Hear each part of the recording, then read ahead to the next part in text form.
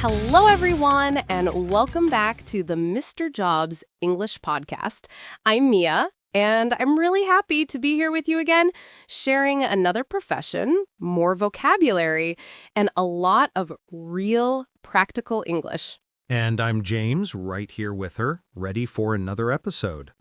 It always feels good to sit down, turn on the microphones, and dive into the world of real jobs with all of you. Today we're getting our hands a little dusty because we're talking about the bricklayer, or in many places, people also say mason, a job that builds everything around us. Absolutely. And as someone from Canada, I've seen bricklayers working even in freezing temperatures, still laying bricks perfectly straight. It's such a strong, skilled profession. In the U.S., same thing. You see bricklayers everywhere. Houses, schools, bridges, fireplaces, chimneys, and always that precise rhythm. Tap, tap, level. Tap, tap.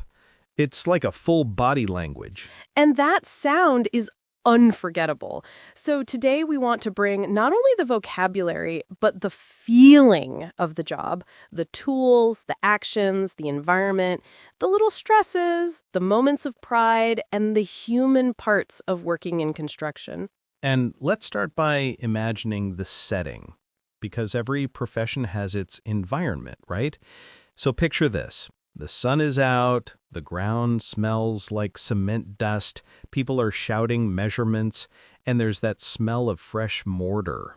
A bricklayer works surrounded by sounds and textures. Absolutely. And as someone from Canada, I've seen bricklayers working even in freezing temperatures, still laying bricks perfectly straight. It's such a strong, skilled profession. In the U.S., same thing. You see bricklayers everywhere. Houses, schools, bridges, fireplaces, chimneys, and always that precise rhythm. Tap, tap, level, tap, tap. It's like a full body language. And that sound is unforgettable. So today we want to bring not only the vocabulary, but the feeling of the job, the tools, the actions, the environment, the little stresses, the moments of pride, and the human parts of working in construction. And let's start by imagining the setting, because every profession has its environment, right? So picture this. The sun is out, the ground smells like cement dust, people are shouting measurements, and there's that smell of fresh mortar. A bricklayer works surrounded by sounds and textures. Exactly. And in English, the word mortar is important. Mortar is the mixture of cement, sand, and water that holds bricks together. It's different from concrete. Concrete is stronger and used to build big structures. Mortar is softer and used to glue the bricks. And the tool to spread the mortar, the trowel, one of the most important words today, Trowel. A trowel is the little triangular metal tool a bricklayer uses to scoop the mortar, spread it, and tap it into place. And the verb you hear all the time on construction sites is to lay. To lay bricks means to place bricks in position. I'm laying the bricks today. Simple, direct, and used constantly. Another useful word is level. It's the tool with the little liquid bubble inside that shows if something is perfectly straight or not. A bricklayer uses it every few bricks to make sure the wall doesn't curve like a banana. And another piece you'll hear is scaffolding, the metal structure workers stand on to reach higher parts of a wall. Bricklayers often work on scaffolding for hours. And if you're listening right now thinking, these words sound complicated, don't worry. We're going to repeat them, use them naturally, explain them in simple English, and put them inside conversations and real situations. Something that always fascinates me about bricklayers is how the job requires strength and softness at the same time. You lift heavy bricks all day, but you also need gentle, precise movements. It's like building with muscle and art at the same time. Exactly.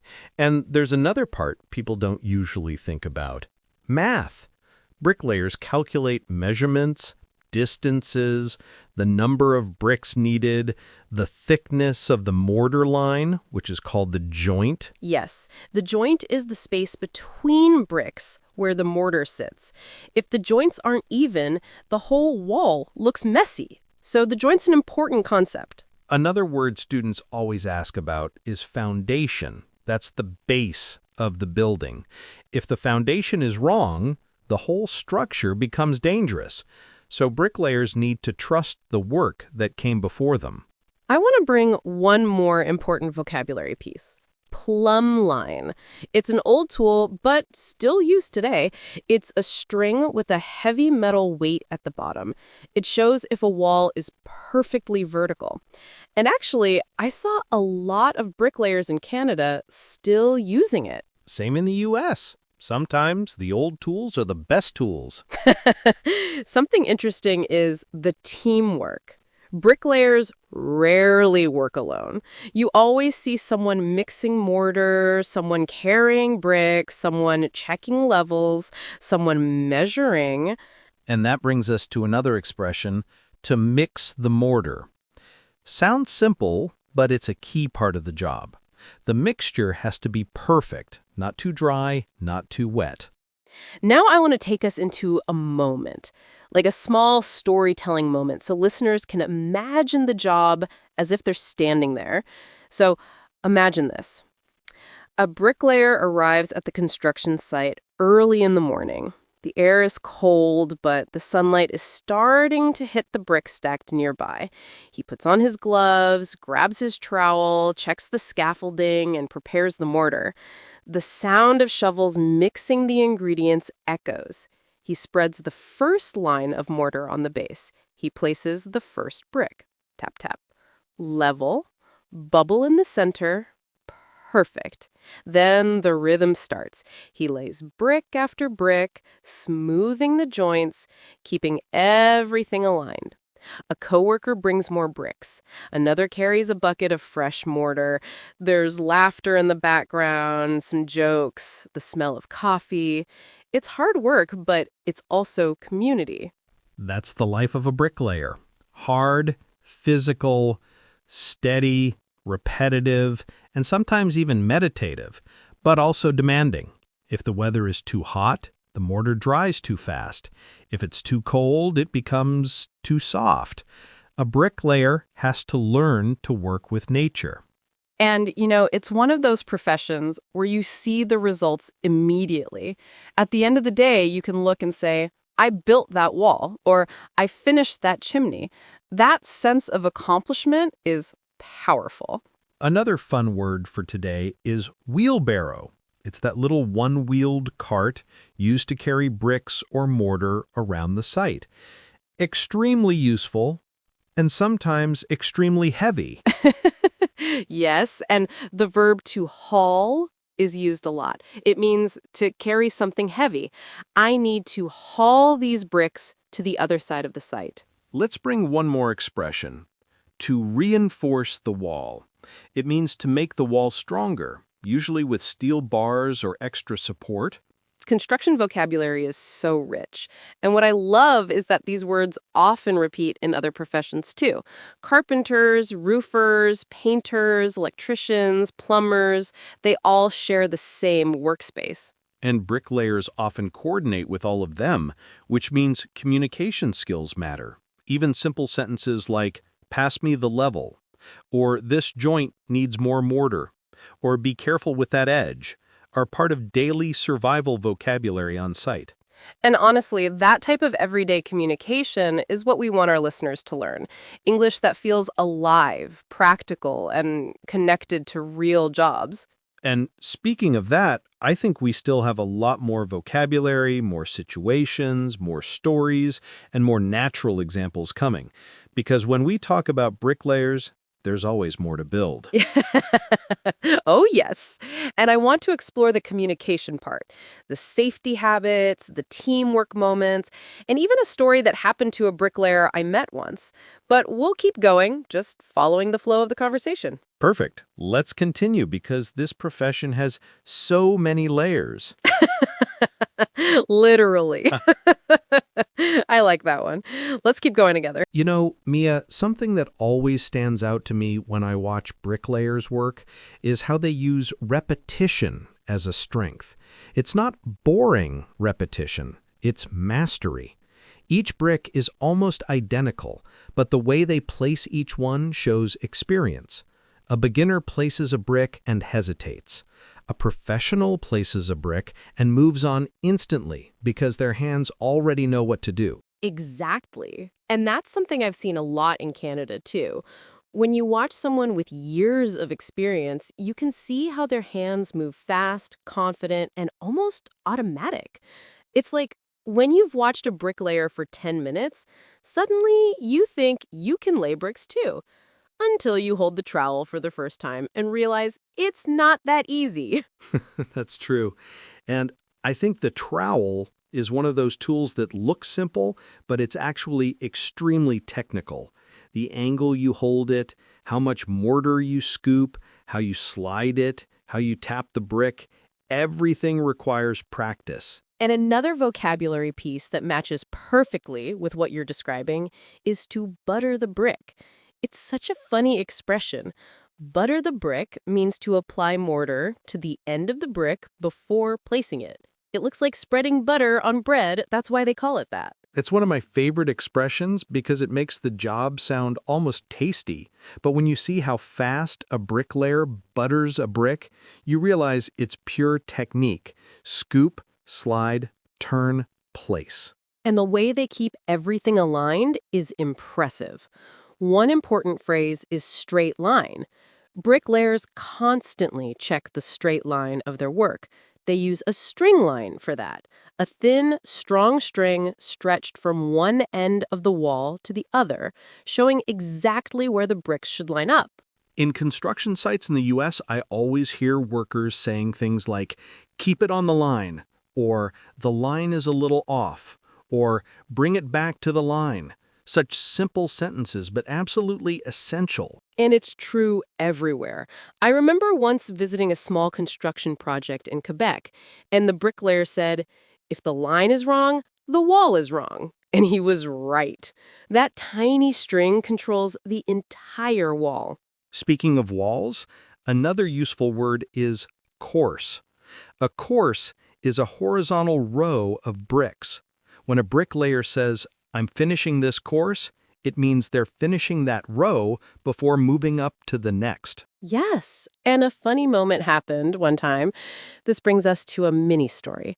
I was watching a construction team build a small garden wall. There was a guy mixing mortar, another moving bricks, and the main bricklayer was focused on his work. And the guy mixing mortar kept asking, are you done with your course? But in English, course also means a class. So I was standing there thinking, why is he asking if the bricklayer finished his class? And then I realized it was the construction meaning. That's amazing. And that's why vocabulary like this is so important. These words have meanings that change completely depending on context. Exactly. Another word I want to highlight is bond. In bricklaying, the bond is the pattern of how bricks are arranged. Common types are running bond and stack bond. And even though those names sound very technical, they're actually simple. Running bond means the bricks are staggered. Stack bond means the bricks line up on top of each other. In most walls, running bond is stronger. That staggered pattern distributes weight more evenly. It's one of those things people never think about, but it affects safety, structure, and durability. Bricklayers know this instinctively. And safety really is a big part of their day. The expressions, watch your step, be careful with the edge, hold the scaffolding, and don't overload the wheelbarrow are constantly used. And here's one that I heard a lot growing up in America: wear your hard hat. It's a basic rule, but sometimes people forget, especially in smaller projects. In Canada, too. And bricklayers also use steel-toe boots because dropping a brick on your foot is not something you want to experience. Absolutely not. And something else worth mentioning is the pace of the job. Bricklayers often work fast because mortar dries. If you move too slowly, the mortar becomes too dry and you have to remove it and start again. That's a good vocabulary piece, too. To set. Mortar sets when it begins to harden. And when bricklayers say the mortar is setting, it means you need to hurry. And that brings us to another real-life situation. I once visited a construction site for a school building, and the bricklayers were working on the outer wall. Suddenly, the sun came out strong, and the foreman shouted, "Guys, we need more shade. The mortar is setting too fast." And in 2 minutes, they put up a temporary shade cloth to slow down the drying. I love that kind of teamwork. Everyone reacts quickly. And I think this is another part of the profession that's beautiful. It's a team game. You don't build a wall alone. You have assistants, helpers, coordinators, supervisors, and other trades around you. Exactly. And the communication is always direct and simple. No complicated sentences. Just clear instructions like, more mortar, bring the level, higher, lower, too much, perfect, hold it, move back. And that's perfect for English learners because it shows how effective short sentences can be. You don't need to sound like a textbook. You need to sound clear. Another vocabulary word that I think is important is jointer tool, sometimes called a jointer. It's the tool used to shape the mortar joints between bricks and make the wall look neat and clean. Yes, and different jointers create different styles. There's curved, straight, and even decorative joints. And every bricklayer has a favorite style. It becomes the signature of their work. I like that, a signature. Because even though bricklaying is a very technical profession, it's also artistic. You can see the personality of the worker in the final wall. And speaking of personality, here's something I love. Bricklayers often tell the funniest stories. Maybe it's because they work together for long hours or because there's always something unexpected happening around them. Definitely. I once talked to a bricklayer who said the most memorable day of his career was when a raccoon climbed onto the scaffolding and refused to leave. The whole team had to pause because the raccoon was staring at them like he was the supervisor. That's so good. In Canada, raccoons supervising construction is definitely believable. And these little stories show how dynamic the environment is. Every day something different happens. And that brings us naturally to the emotional side of the job. Lifting heavy bricks, working long hours, dealing with heat, cold, rain, and dust. It's not easy, but the pride bricklayers feel when the wall is finished is real. You can literally touch your work. That's rare in many jobs today. Bricklayers build things that last decades or even centuries. And that's why this profession deserves recognition. The English vocabulary helps people communicate, but the passion behind the job is what makes it special. And I think we still have so many layers, again, to explore. We really do. And I want us to go deeper into teamwork moments, communication situations, and more real-life vocabulary that bricklayers use every single day. I'm right there with you. Let's keep going together, keeping everything flowing naturally. Absolutely. Let's continue. Something that always fascinates me, Mia, is how bricklayers deal with problem solving on the spot. It's one of the most impressive aspects of the profession. People imagine bricklaying as repetitive work, but it's full of unexpected challenges. Walls are rarely perfect, foundations are not always straight, materials vary, and weather changes everything. Absolutely. And speaking of weather, I've seen bricklayers working through situations most people wouldn't last 5 minutes in. In Canada, the cold can make mortar harder to work with. Too cold, and the mortar doesn't set correctly. Too hot, and it dries too fast. So they constantly adjust the mix, the amount of water, and the pace. In the U.S., especially in areas with strong sun, I saw teams using water spray bottles to keep bricks slightly damp so the mortar sticks better. It's all these little techniques that make the job a science. And the vocabulary behind these techniques is amazing. For example, the verb to soak. Bricklayers sometimes soak bricks before using them, especially clay bricks, so they don't absorb the moisture too quickly. Another one is to tap. Tapping a brick means gently hitting it with the trowel handle to adjust its position. I think tapping is one of those universal techniques. All bricklayers do it, and it creates that rapid tack, tack, tack sound on construction sites. Every time I hear it, it feels like a rhythm, almost musical. I know exactly what you mean. When you walk by a construction site and hear that sound, you instantly know bricklayers are working.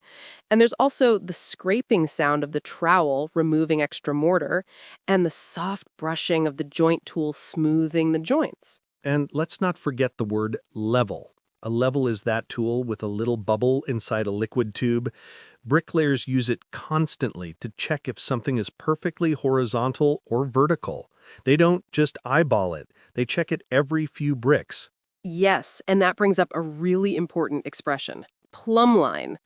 A plumb line is a weighted string used to check vertical alignment. And if you ever hear a bricklayer say, it's not plumb, it means the wall is leaning. And leaning walls are no joke. I remember once visiting a small renovation project, and the bricklayer looked at the wall the homeowners had tried to build themselves. He didn't say anything at first. He just took out his plumb line, looked at it silently, and after about 5 seconds said, "This wall is enthusiastic."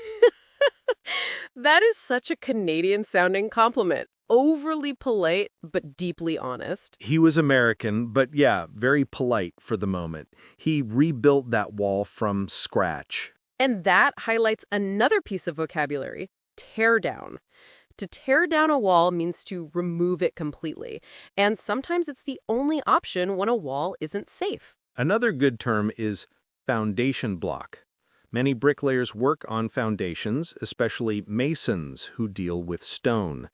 And foundations must be strong and stable. If the base isn't correct, the entire structure becomes risky. It reminds me of a story from years ago. I had a neighbor who hired a local mason to fix the front steps of her house. The old steps were cracked and uneven, so he removed them and rebuilt from the bottom.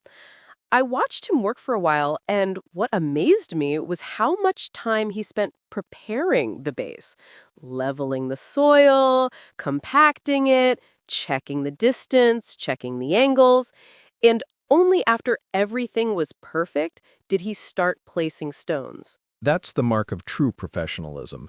People sometimes think the visible part of the job is the most important, but bricklayers know the hidden part, what's under the surface, is what determines longevity. And speaking of stones, that reminds me we should include the vocabulary for masons who work specifically with stone. Words like chisel, which is the tool used to carve or shape stone, and mallet, which is a softer hammer used with a chisel. And flagstone is another great word. It's a type of flat stone used for floors, paths, and patios. And masons use expressions like set the flagstone, meaning place it carefully into the mortar bed. And here's something interesting. Masons often talk about the face of a stone. The face is the side that will be visible. They choose the best face so the wall looks beautiful. Yes, and that's where the artistry appears. A bricklayer who works with stone is not just building, they're designing. They choose the position of each stone, they rotate it, they examine the colors, the textures. I once saw a mason spend 5 minutes choosing which stone to use next. And it wasn't because he was slow. He was choosing the perfect fit so the pattern looked natural. And that brings up another vocabulary term, dry fit. To dry fit something means to place the bricks or stones without mortar first, just to see how they will fit together. It's like solving a puzzle.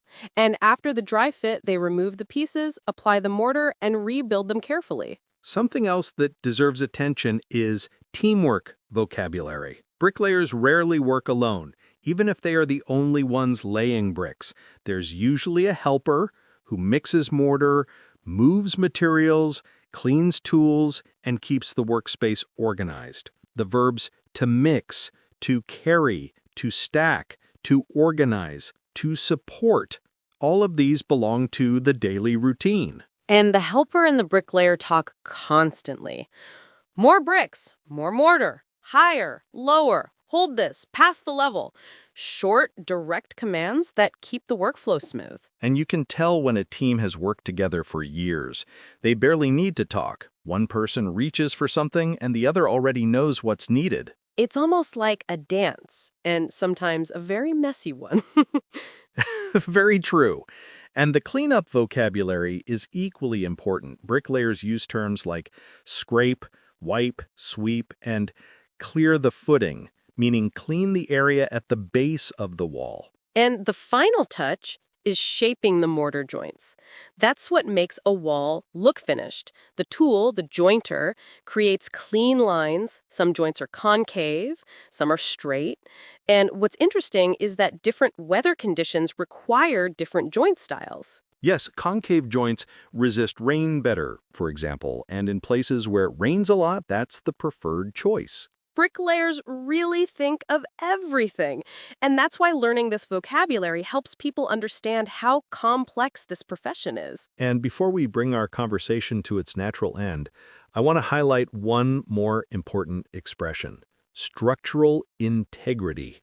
It's a big term, but it simply means the strength of the wall, whether it can support weight safely. And bricklayers play a direct role in that. Every brick, every joint, every corner, every bond pattern, everything they do affects the stability of a building. And that's why we admire this profession so much. It's physical, technical, and artistic at the same time. And it's been a pleasure exploring this world with you today.